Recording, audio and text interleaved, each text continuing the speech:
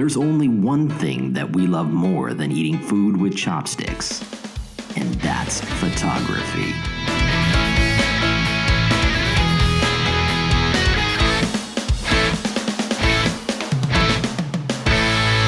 All right, welcome back to the Panoptic Chopstick Show, where we are bringing the fun back to photography. The fun is nonstop. Yes. But today, actually, we're talking about the question that we have been asked the most in the last 3 months. Yeah, but before you get to that, we're going to ask that you like and subscribe. If you've already liked and subscribed, then make sure you hit the little bell down below, because that way you are notified every time we have something new coming out. What else do we have coming up in this show? Oh, this is what's exciting. So after we talk about this number one question, we're going to show you something that I think is going to revolutionize the way you edit, the way you approach editing. It could change your life. Stay put. It will change your life. Hey, so that number one question that we have been asked more than any other question in the last 3 months. What's your settings? Yeah, what's your settings? No, yes. Besides that question, which we do not care for, but is how do you become a humanitarian photographer? Yeah, if you've been following us for a while, you'd see already this year we spent a month in India. We just came back from 2 weeks, almost 2 weeks, 10 days in the Bahamas. Oh, a glorious vacation in the Bahamas. No, not quite. And that's usually the reaction we get is that, oh, how lucky. But what happened in the Bahamas? In the Bahamas, they had what was considered to be the most powerful hurricane recorded actually rip through there and just sit on top of the Bahamas. It destroyed two of the islands just to smithereens. It did. So we were charged with going in there, and we'll talk about what we did. We'll talk about what we did there. But how do you, Steve? What's the number one thing you think people need to know? I want to become a humanitarian photographer. They're going to hate me for this answer, but you know what? The reality here is the real answer. People are going to tell you all kinds of things, but we're going to tell you the truth here. Yep. The Chopstick Guys tell you the truth. You got to know someone. Yep. You really do. You have to know somebody. There's a follow-up question that people say when I say you got to know somebody. They say, "Well, how do I find these people? How do I know them?" And so, what do we mean by you got to know somebody? So we were talking earlier, and I said, I guarantee you that at UNICEF, they're not sitting around going, we need somebody to photograph this project we're working on. We should have a call to see if we can find. No, what do? They go, hey, we need photos. Get your guy. Yep. Right? Get the guy that you know. Get the guy that you know that's going to take care of the guy that's in charge of it. Goes, yeah, I know a guy. I'll have him do it. So if you don't know the guy, so luck. I mean, the main thing is, which brings us kind of the number two, is just go do it, right? So you got to know somebody, but how do you know them? You got to go do it. You got to be involved in this kind of stuff. So, you're not going to go on that Bahamas trip. You're not going to go on the trip to Africa. You're not going to go on the trip to, wherever the next disaster is. But Steve, I don't have hurricanes in my neighborhood. And you don't have to. Yeah. So things like what? Like events? Totally. Like 2 weeks ago, I saw on Facebook my buddy was doing an event, a skateboard tournament. And you know what I did? I typed to him and said, hey, can I bring my camera and take some pictures? I covered that event for him. Not, and mostly just for me, just so I can practice. I could practice panning and whipping and doing all kinds of stuff. So yeah, because you have to have, that body of work, right? Yes. In order to be known. And I don't care if you know somebody, if you don't have a body of work to show them that what you can do, they're not gonna. You won't get anywhere. You're not going to. You won't get anywhere. So that is the key. The number one is to know somebody, right? If you don't know somebody, go out and meet people. So at any event, if there is any kind of need in your city, maybe it's a homeless shelter, it could be whatever. Yep. Last year we had a huge fire in my town where people lost their homes. We had opportunities to go out and create images that dealt with that car fire. Yep. So, the thing that I think is important in shooting humanitarian photography, right, besides finding the organization, is shooting for what the client needs. Yes. Because not what we like. No, if I asked you guys out there that are watching this, like, what do you think you'd be taking pictures of in a disaster, right? My screensaver. Look at my screensaver. I'll show these guys now. We saw this in the Bahamas, and this was like my favorite shot. But you know why? Because it's easy, right? Yep. That's what people are going to say. Yeah, disaster. I want to see a boat shoved in a tree. Yeah, you think you're going to be taking pictures of disaster, but the second half of it, relief, is the key, right? Correct. So you want to find out from the client, what are they looking for? We're not AP photographers that got sent on the ground to show what. The news networks are going to cover the disaster, right? Relief organizations that you're going to be shooting for, disaster happens every year. Exactly. There's a hurricane every year that they're covering. Yep. They've got enough hurricane pictures and buildings that are blown out to sea to be for, to the year 2080.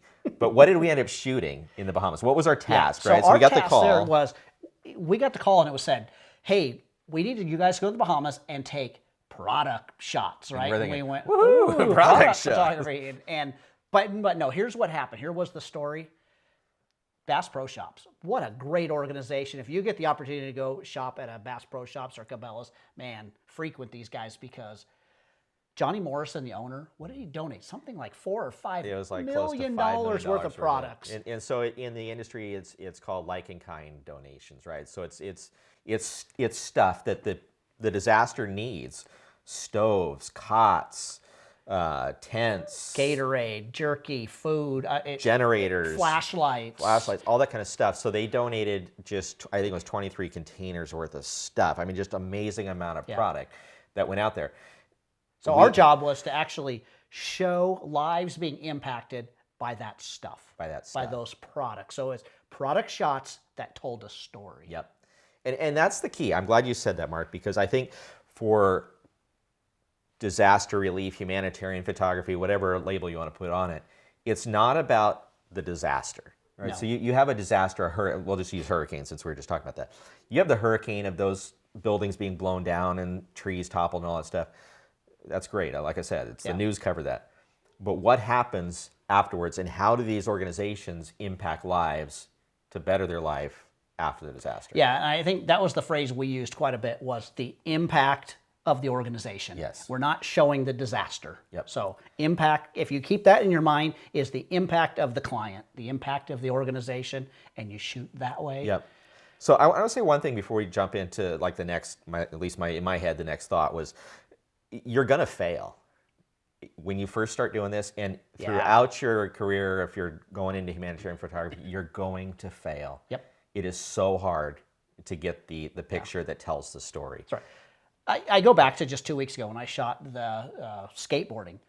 I'm not a skateboard photographer. I love sports and I love getting images of sports, but I tell you what, man, at least half of my pictures were failures because I was trying to time things. I didn't know how the timing worked with skateboarding, but it just helped me learn by failing. I always tell people that the only way you'll ever learn photography is to fail. And that's what I was going to say. It's like, you've got to go out there and just do it. When I first said, number 2 is like, go do it, right? Just do it. Like, take pictures of stuff that you think would help you tell a story in life, because you may not live where there's hurricanes or earthquakes or floods or tornadoes, but there's stories going on all around you.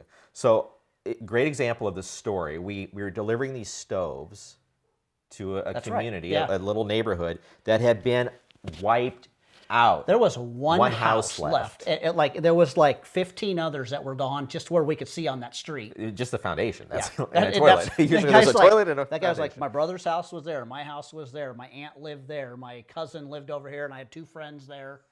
So we had these big stoves that were like the size of this table here. And heavy. Yeah. They're like 200 They're pounds. 270 pounds, actually. And we had to deliver these things, but we had to tell the story of impact of what does this stove mean to that man we're delivering it to.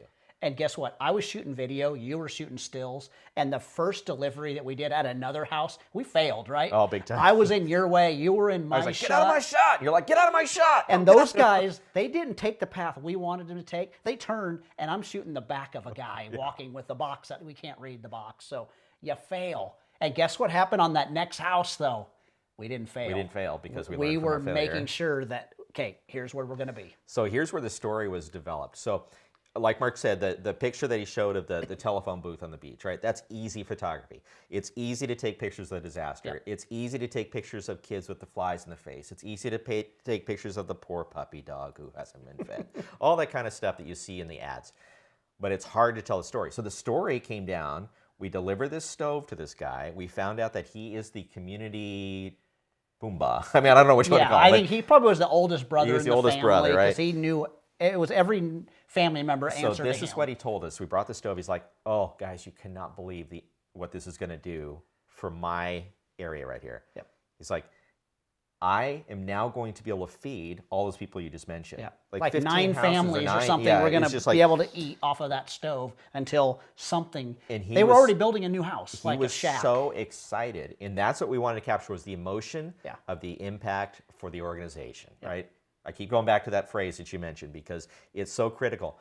Yes, you can get the pictures of the hugs, but there's more to it, right? That's right. You want to make sure that you get the picture of the stove delivery with the empty, area where the house was, with just the toilet sitting on top of the slab, like all this stuff that tells a story. We had to make sure you could read what the product was. You had to that read the had to product be able to see the labels. organizations Sure. without going, guys, let's stage this. And it's really, really hard. It is. Really hard. And when I made the joke about vacation, right, in the beginning, right, that's what everybody thinks. So you went to the Bahamas and you took pictures. And this. No, it was hard. When we do the humanitarian stuff, I think it is the hardest, and a lot of it is because we put so much pressure on ourselves because we know how important humanitarian photography is. Yep. It can, it's not going to make or break an organization, but it can make or break the help that people get based on that photo. Yep.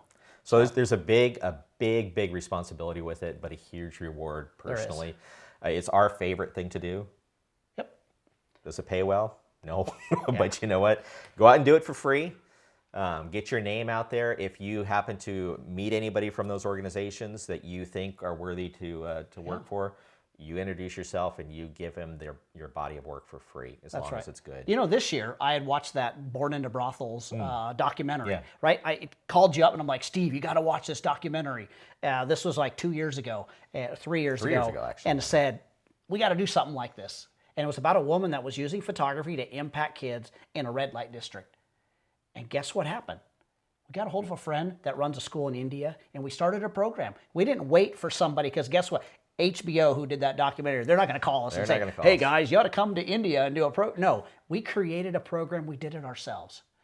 I was really inspired. There's a book called Love Does, and by a guy named Bob Goff, that just talked about, hey, don't wait for your phone to ring, because guess what? As a humanitarian photographer, your phone is not going to ring. You have to make it ring by looking for places, like whether it's create your own, like we did in India, whether it's, again, finding a fire that rips through your town, an accident, a skateboard event. Try to create a story out of those things, and it's going to find you. So before we wrap up this segment, which I think has been great, but you mentioned that book, Love Does. It really comes down to personality type. Like, not everybody should be a humanitarian photographer. If you don't love people, and I mean love people in a very special way, right? And that's not sounding anything weird, but it's like you got to just care and have compassion. Maybe compassion is even a better word. Yep. Compassion for people beyond what is normal to be able to do this kind of photography. Because you're going to see things that you never want to see. No. You're going to see evil like you've never seen before in some of these areas, and just stuff that's crazy. But I tell you, it is emotionally, for me, and I know I'm speaking for you, and you can speak up too, that it's the most rewarding photography we do at all. Definitely. Like, it is not going to make us rich. In fact, it puts us in the hole a lot of times doing this stuff, but it makes a big impact. It feeds the soul. It's all about impacting. Yeah. So recap. The answer none of us like is you got to know somebody. If you don't know somebody, you got to get out there and you got to create it yourself. And get known. And start getting known by somebody, or it's not going to happen. Yeah. Or go out and create it yourself and just be happy with, giving back with your own camera. And you got to have the body of work. Those are the three. There you go. Fortunate questions. Ooh, it's fortunate. Fresh cookies. Is this when we're going to tell people how they're going to change their lives? Mr. Wong, you're a cookie. That's how the cookie crumbles, I guess. Ooh. All right, so we got a great question, I hope, today. How do you know? Because it is from Bill from Buffalo. Oh, I like that. Bill from Buffalo, New York. Bill, welcome to the show. Buffalo Bill. Bill is asking a very specific question. And don't keep messing up the studio. But it's been a while since I've eaten the cookies. A very specific question. He says, I've seen ads for the new Lume Cube. It's Lume, right? I mean, Lume Cube 2.0. I've seen ads for that too. Okay, thanks, Bill. Yeah, good. No, there's a second part. He says what do you think about that for product photography? Okay. So for you who don't know, LumeCube makes LED.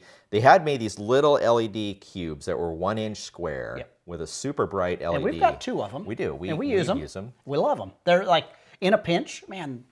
We use them a lot for video. I've done it a lot for video, like we're doing an interview where we just need to throw a little light in the face. You just turn that little light on. It's fantastic. So I think those have been very useful. Are they the best LED solution? No.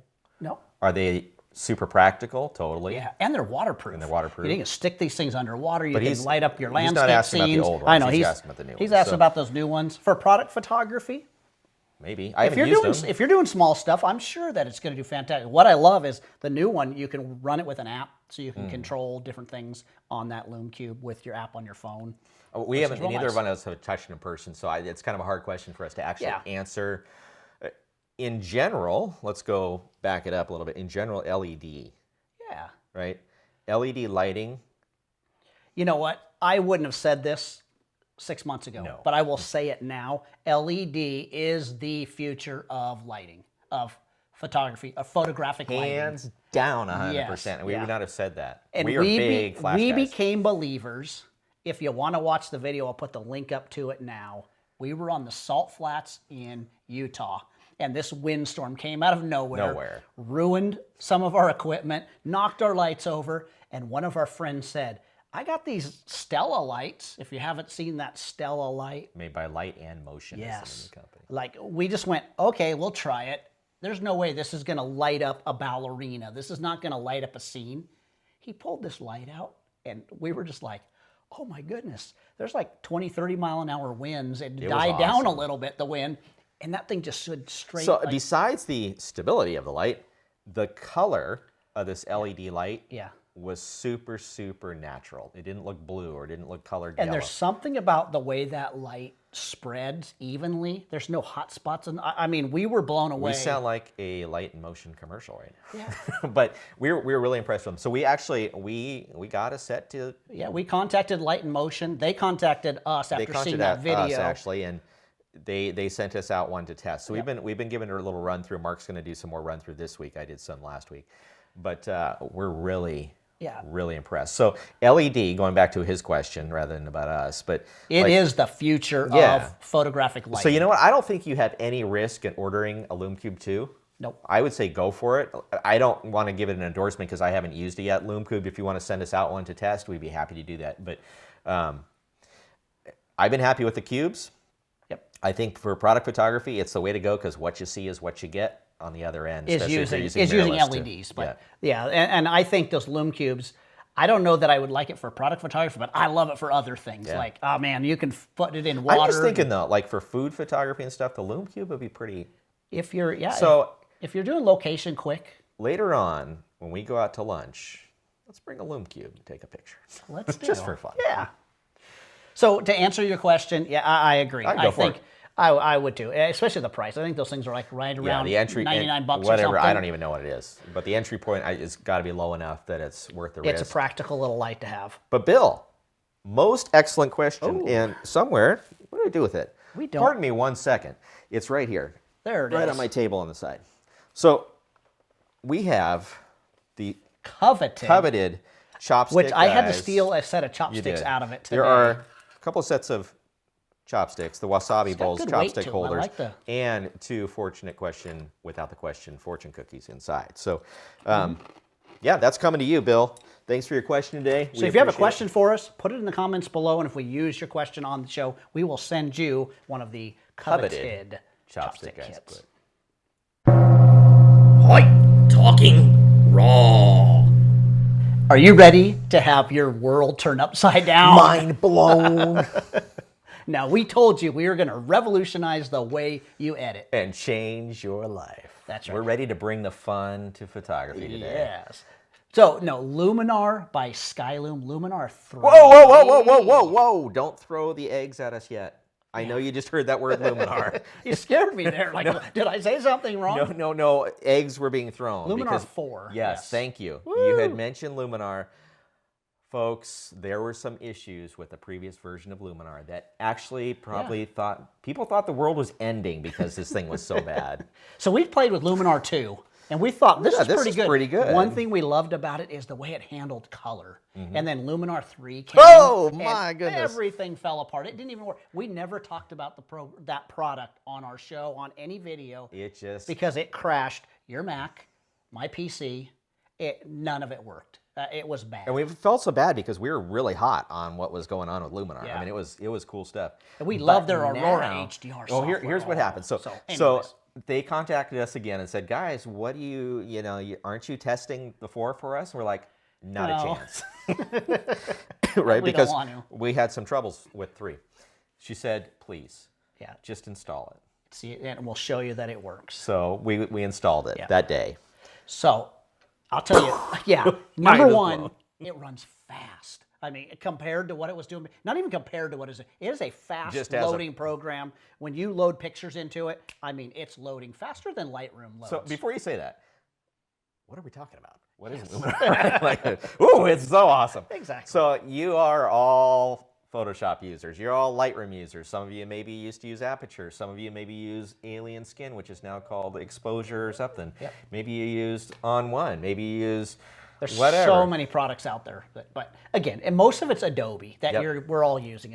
We're using either Photoshop or Lightroom. But Skylum created a product called Luminar, and now it's Luminar 4.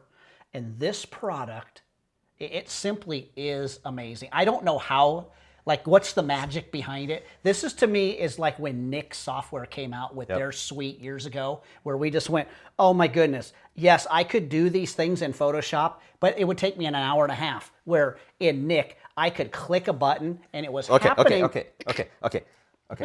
Just let's pick 2 things. Okay. Because I want people to have the excitement we have. Right. There's so much in this product that is just, like I said, mind blowing. Okay. Pick 2 things. You pick. I'll pick one thing, you pick one thing. What are you going to pick so I don't end up picking? I'm going to do the sky replacement. Okay, then I'll pick portrait stuff. Okay. So let me look in here.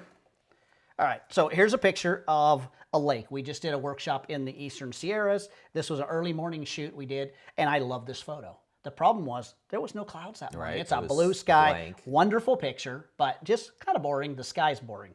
So watch what I do. I'm in Photoshop. I could do this as a standalone product, but I'm going to go ahead and I'm just going to go here on filter, and I'm going to choose Skylum Luminar 4, and look, it's loading up into Luminar 4, and there it goes.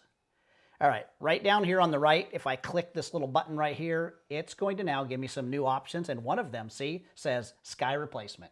So I'm going to hit sky replacement. Now, see that little drop-down menu?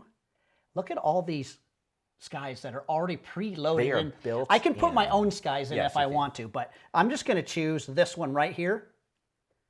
And Boom. look at that. Look at sky. This, I love replacing skies in photos. I always have made fun of Mark because he's always replacing skies, but he always uses the exact same sky Like, for whoa, that's a everything. nice sunset again. It's right? kind of become my little joke, is I use the same So here's sky. the funny thing, like he's always done that. I've never been a fan of like replacing skies because I am all natural. No, Because you couldn't do it. no, I could do it, but I didn't do it because it took too long. I just didn't like the cutout, making sure and all that Exactly, and blend But ifs check that and- out. What that did is actually perfectly cut it out, dropped in the sky, changed the exposure slightly in the coloring of the original picture to match the sky. Yeah, I've got other sliders I can move around to kind of tweak it a little bit, but that's right. Blow your mind. Okay. That's just right Okay. off the... Oh. Now, watch this. What I'm going to do is I'm going to pull up a picture of a senior that I just shot 2 weeks ago. Okay. And she's beautiful to begin with, right? Nice skin and everything. But watch this, okay? I'm going to bring it in. Now, I'm in Lightroom, right? A lot of us guys use Lightroom. Right-click, say Edit In, Okay. all right? And now when I do that, I can say Luminar 4, right? Brings up Luminar 4. Now, it does take a second for that image to load completely in. Once, you'll know it's in because everything on the right will now be active and turn right. And then you see down on the bottom, we've got this kind of film strip of these pictures with different actions built in. I'm going to click the female portrait. Watch this. One click.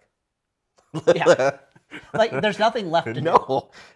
I mean, what I just did is kind of giggle. Honestly, that's a real giggle because I'm still giddy about like what this software is doing. You can zoom in on it. You can see it looks incredible. Yeah. It looks like you sent it to a retoucher. Like, Now, that's all you need to do. Now, you can vary the degree of intensity of this. So sometimes I bring it down, but like it's done. The picture honestly is deliverable to mom. It's done. Yeah. Workflow. Those are only two options. We'll do some more actual Luminar 4 videos. Some videos that really highlight the stuff, but we'll put a link down below. Right now, you can pre-order it. Yeah, I don't know. By the time you're watching this video, it might be out, but follow the link below, and there's a little discount with packages and all kinds of things available to you. Check it out. It is cheap. It's non-subscribing package too, so you buy it, you own it. Yeah, it's one and done. You buy it and you own it. Works with Photoshop, with Lightroom, built in. If you already own Luminar, upgrade it. They've got it set up to upgrade at a really low cost. So follow what is the date? 11th or 17th? It's 11th, I think, if you pre-order, 17th if you just something like that. But that's when you can get it. So do it. Grab it, grab it, grab it, grab it, grab it. It's awesome. If nothing else, it's just fun. It is. So, man, we just brought the fun to photography today. All right. That's good. That's good stuff. That's all you're going to get for today. If you're still watching, we thank you guys for watching. Yeah, and again, don't forget to like and subscribe. But more importantly, don't forget, say sushi.